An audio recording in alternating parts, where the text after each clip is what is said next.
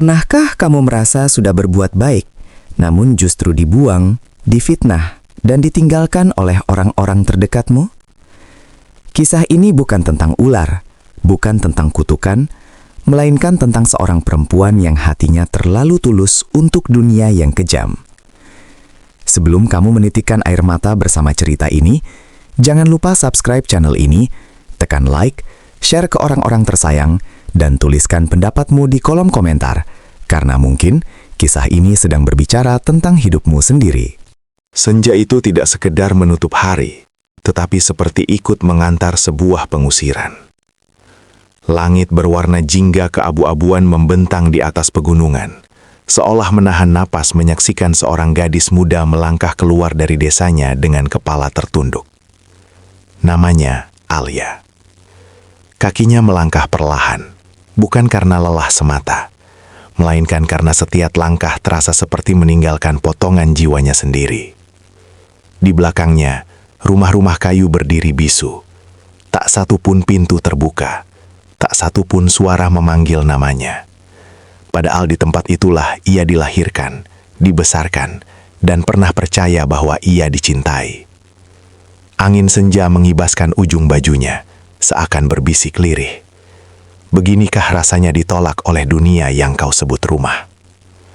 Alia menggenggam erat lentera tua di tangannya, satu-satunya benda yang ia bawa pergi. Bukan karena lentera itu berharga, melainkan karena cahaya kecil di dalamnya adalah simbol terakhir harapannya yang belum padam. Pagi tadi, suara bentakan itu masih terngiang jelas di telinganya. "Kau pembawa sial!" Suara pamannya keras, dingin, tanpa sedikit pun keraguan. "Sejak kau tinggal di sini, hasil panen gagal, ternak mati, dan penyakit datang silih berganti." Alia ingin berbicara, ingin menjelaskan bahwa semua itu bukan salahnya. Bibirnya bergetar, namun kata-kata tak pernah diberi kesempatan untuk lahir. "Aku hanya berusaha membantu," ucapnya lirih, nyaris tak terdengar. Namun kalimat itu tenggelam di antara teriakan dan tatapan penuh kebencian. Ibunya hanya menangis di sudut ruangan, sementara ayahnya menunduk, diam, memilih bungkam daripada membela darah dagingnya sendiri.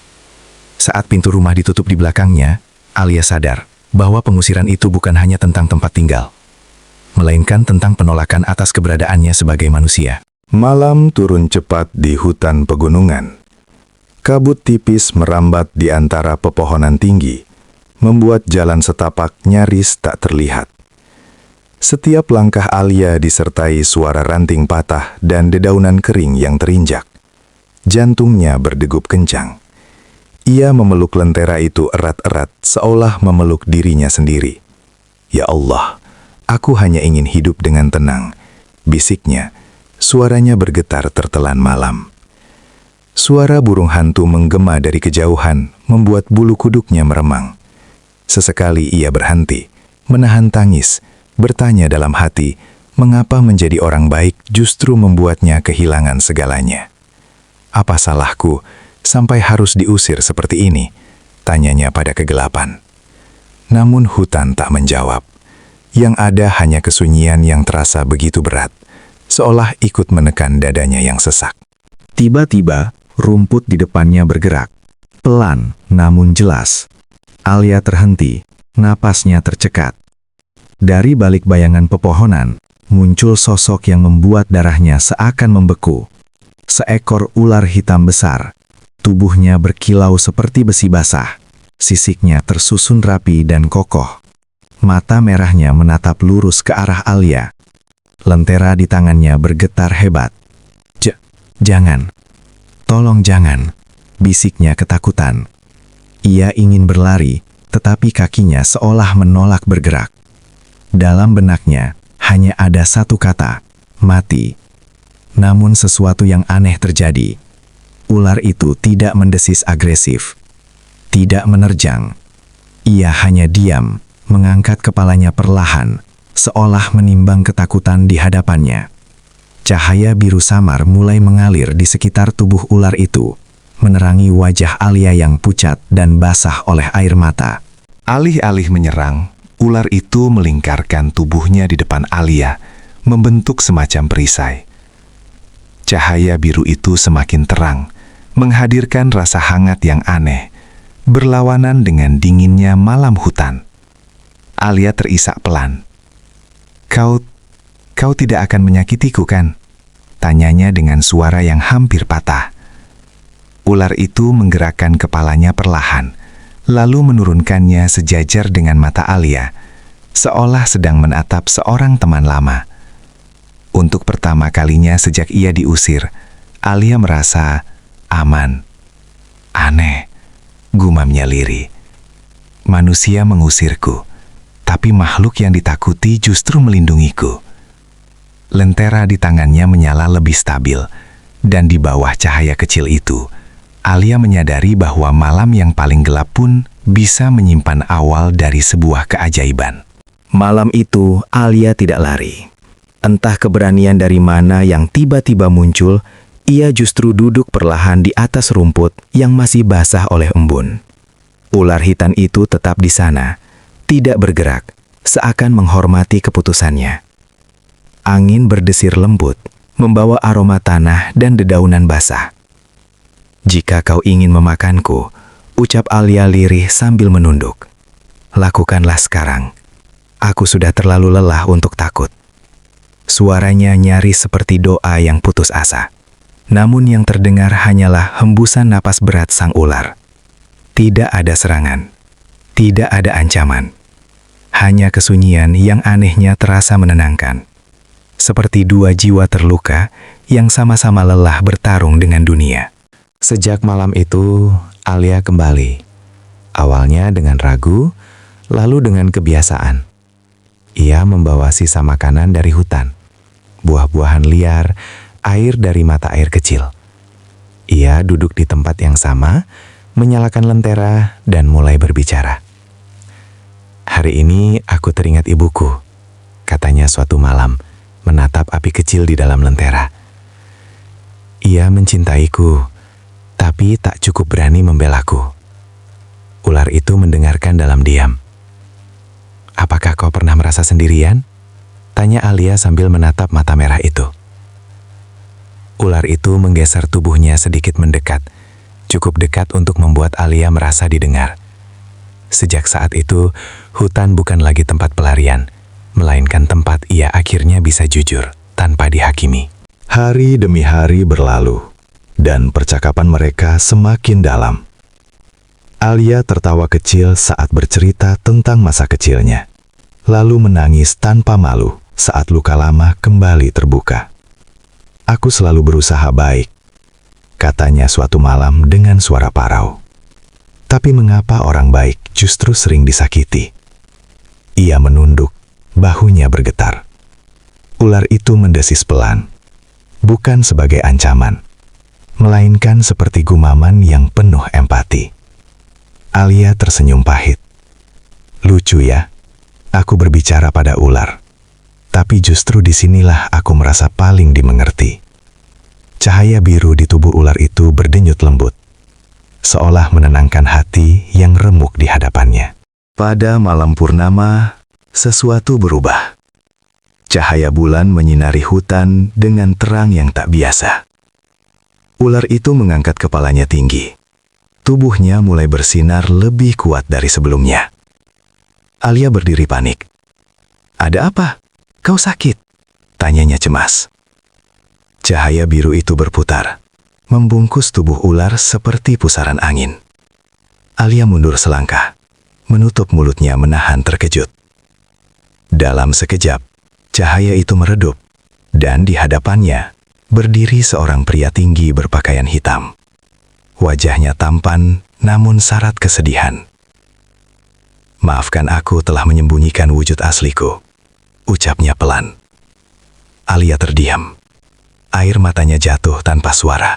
Aku adalah Kaisar Ular, penguasa alam yang dikutuk karena melanggar hukum dunia, katanya sambil menatap Alia dengan mata penuh kehati-hatian. "Jika kau takut, pergilah sekarang." Alia menggeleng perlahan. Tangannya gemetar namun tetap terulur. "Aku sudah terlalu sering ditinggalkan," katanya dengan suara yang hampir pecah. Aku tidak takut pada wujudmu. Aku takut kembali sendirian. Pria itu terdiam lama, lalu berlutut di hadapan Alia. Seumur hidupku, manusia memburuku. Kau adalah satu-satunya yang memilih tinggal. Di bawah sinar bulan, dua makhluk yang sama-sama terluka itu akhirnya saling memahami. Tanpa janji, tanpa kepastian, hanya kejujuran yang lahir dari rasa sepi yang sama. Sejak malam pengakuan itu, segalanya terasa berbeda. Alia tak lagi hanya datang sebagai tamu yang bercerita, tetapi sebagai seseorang yang mulai merasa memiliki tempat. Ia duduk berdampingan dengan Kaisar Ular, kini dalam wujud manusianya, di atas batu besar yang menghadap lembah. "Apakah kau tidak menyesal menolongku?" tanya Alia suatu malam, suaranya nyaris tenggelam oleh desir angin. Pria itu tersenyum tipis. "Aku sudah lama hidup dalam kutukan," jawabnya pelan. "Kesendirian adalah hukuman terberat. Kehadiranmu justru menyelamatkanku." Alia menunduk, hatinya bergetar. Untuk pertama kalinya, ia merasa keberadaannya berarti bagi seseorang. Namun kebahagiaan kecil itu tidak pernah benar-benar tenang. Setiap kali Alia tertawa, selalu ada bayangan ketakutan di matanya. "Dunia manusia tak akan pernah menerima kita," ucap Kaisar Ular suatu malam, menatap api unggun yang menyala redup. "Jika mereka tahu siapa aku, kau akan ikut dibenci." Alia terdiam lama. "Aku sudah dibenci bahkan sebelum mengenalmu," jawabnya lirih. "Jika harus memilih, aku memilih tempat di mana hatiku tidak terus-menerus disakiti."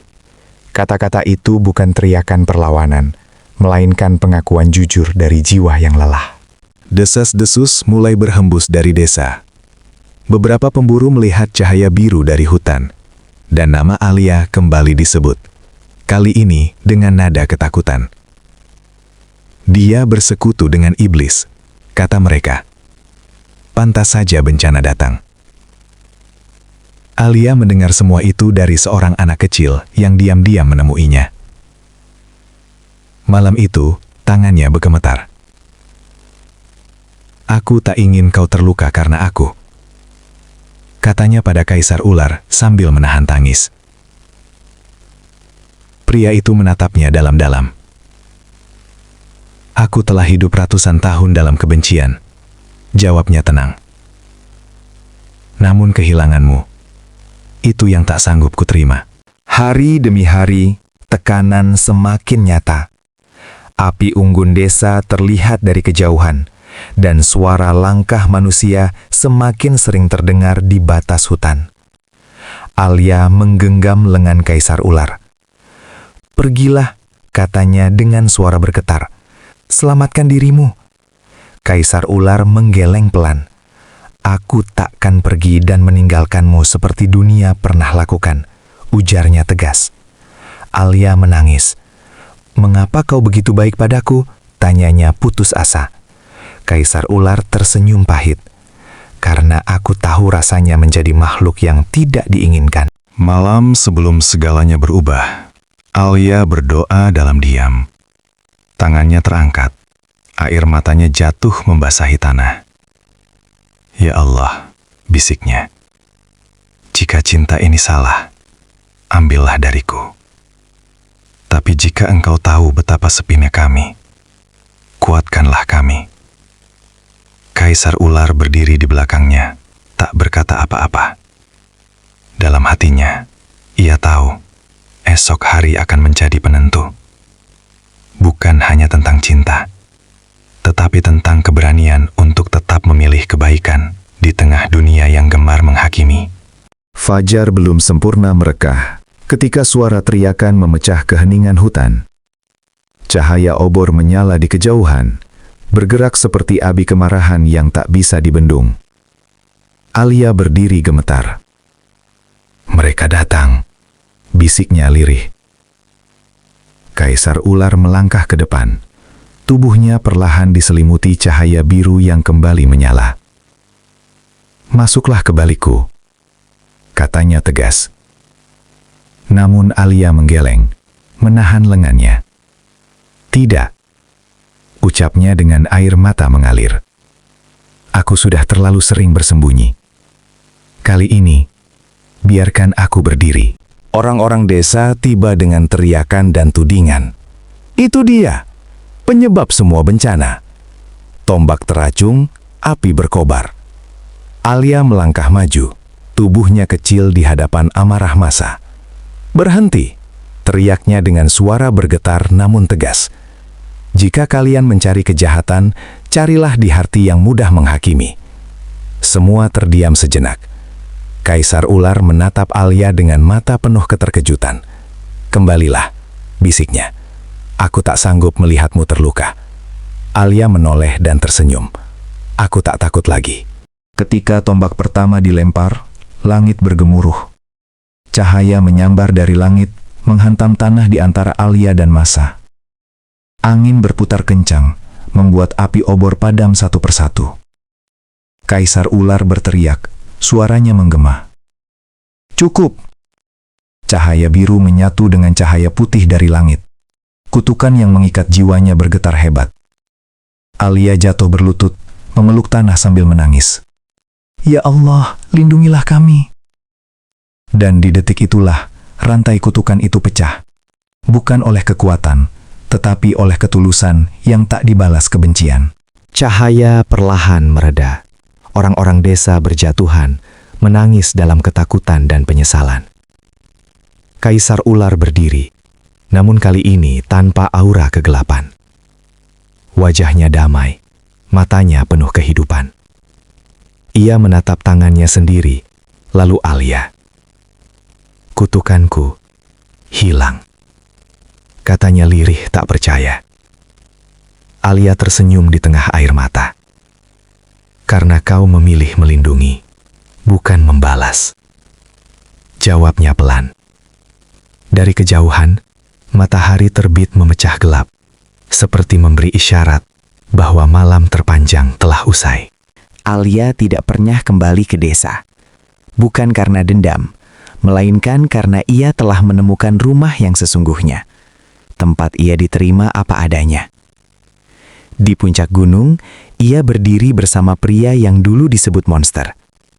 "Terima kasih," bisiknya, "karena melihatku sebagai manusia saat dunia menolakku." Kaisar Ular menggenggam tangannya. "Dan kau," katanya lembut, "telah mengajariku bahwa cinta yang tulus mampu mengubah takdir." Di sanalah Alia belajar satu hal. Ketika dunia mengusirmu, mungkin Tuhan sedang menyiapkan pelukan yang lebih luas.